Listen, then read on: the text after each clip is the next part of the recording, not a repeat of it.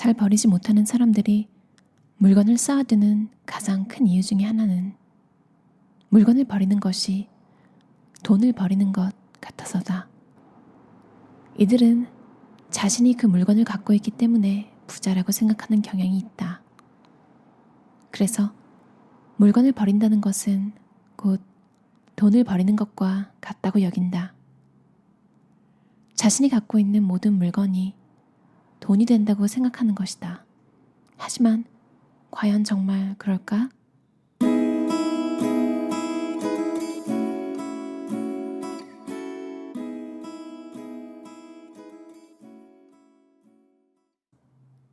롤스로이스 자동차나 렘브란트의 그림을 갖고 있는 것이 아니라면 우리가 가진 물건의 상품 가치는 매우 낮다. 어떤 물건이든 상점 계산대에서 값을 치르고 포장을 벗기는 순간부터 상품 가치는 이미 절반으로 떨어진다. 그 뒤부터는 중고품이나 다름이 없다. 그럼에도 우리는 실제로는 가치가 없는 물건들을 근거로 자신을 부자라고 생각하는 경향이 있다. 돈을 버리는 것 같아서 물건을 버리지 못한다면 그것은 잘못된 계산법이다.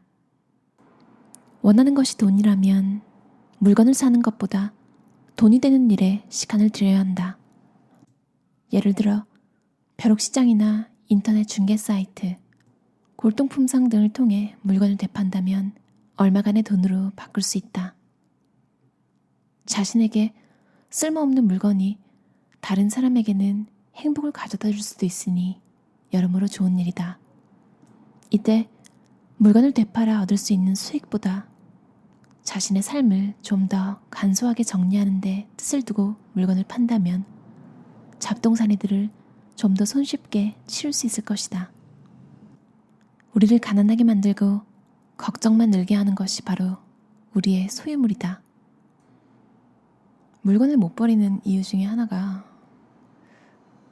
아닌 것 같은데 은근히 있는 거예요. 가난해 보일까 봐. 생각보다 가진 물건으로 평가하는 사람들이 많잖아요.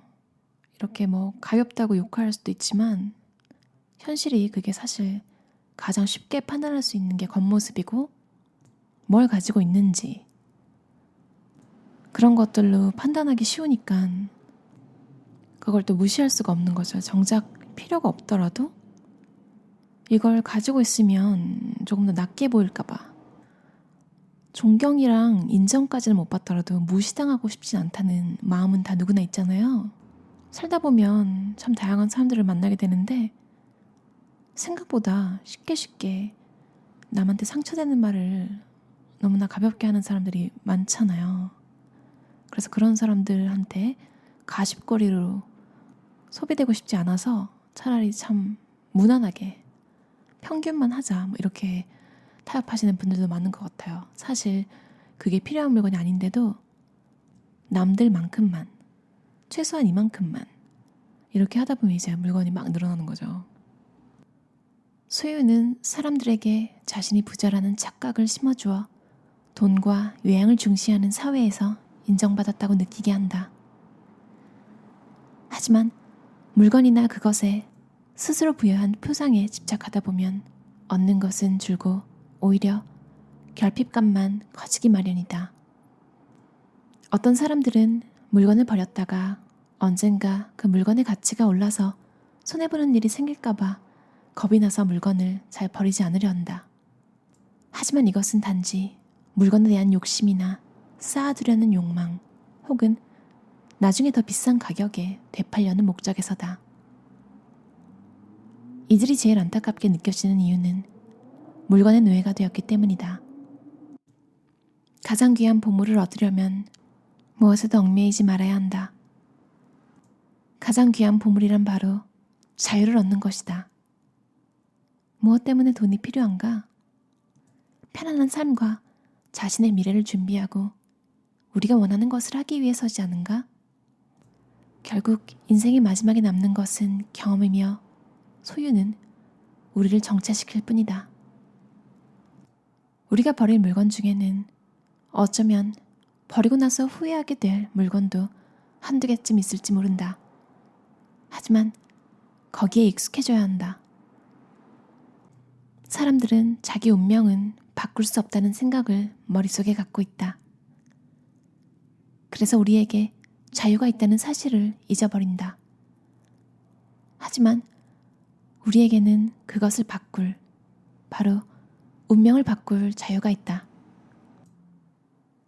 물건으로 자신의 존재감을 입증하려는 욕구, 자신의 후손들에게 추억의 물건을 남겨주고 싶은 사람들, 자신이 어떤 사람인지 생각하기 두려워하는 사람들, 텅 빈 공간을 두려워하는 사람들, 낭비한다는 비난에 대한 두려움, 자신도 버려질 것 같은 두려움, 다른 사람들에게 쓸모있는 존재가 되어야 한다는 압박감, 참 다양한 이유로 물건을 버리지 못하는 경우가 많은데요.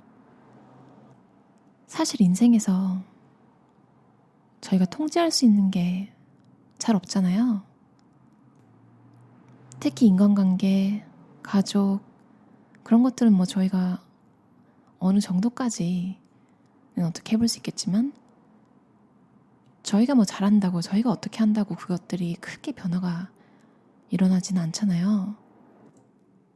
그래서 그런 것에서 실망한 사람들이 물건을 쌓아둠으로써 최소한 그 부분에 관해서는 통제권을 가지고 있다고 믿는 경우도 많대요. 사람들의 물건을 소유하는 것이 자신의 정체성을 확보해줄지는 몰라도 반대로 압박감을 주거나 무거운 인습의 틀에 갇히게 만들 수도 있다. 라고 프랑스의 사회학자 장클로드 카프만이 본인의 저서에서 그렇게 말했대요. 우리는 살아가면서 행복에 대한 잘못된 이미지를 수없이 많이 접한다. 예를 들면 아이가 없는 삶은 불행하다거나 독신자의 인생은 실패라거나 전문적인 커리어를 쌓지 못한 인생은 수치스럽다거나 하는 식이다. 하지만 아무리 고령이라 해도 늘 행복한 표정에 놀라운 생기로 가득한 승려와 비구니들을 만날 때면 사회가 선전하는 것과는 다른 삶의 방식이 얼마든지 있다고 생각하게 된다. 집착을 버리면 물건의 더 심오한 의미와 가치를 발견하는 일에 더 많은 시간과 에너지를 쓸 수 있다. 여러분도 버리지 못하는 물건이 많으신가요? 그렇다면 그 이유가 뭔지 한번 생각해 보신 적 있으신가요? 그걸 볼 때 기분 좋은 느낌을 준다면 모르겠어요. 근데 번뇌에 사로잡히게 하는 물건이라면 잠시 멀리 치워보는 건 어떨까요?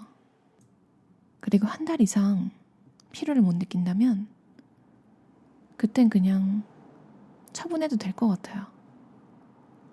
사실 버리기 전엔 두려움이 드는 물건이 저도 많았는데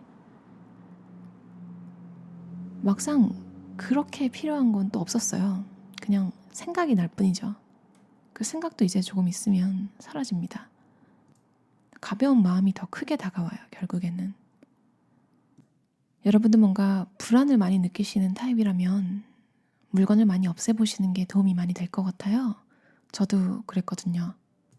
특히 좀 섬세하시고 뭔가를 그냥 가만히 못 놔두는, 끝을 봐야 하는 성격이신 분들은 특히 많이 줄여보세요.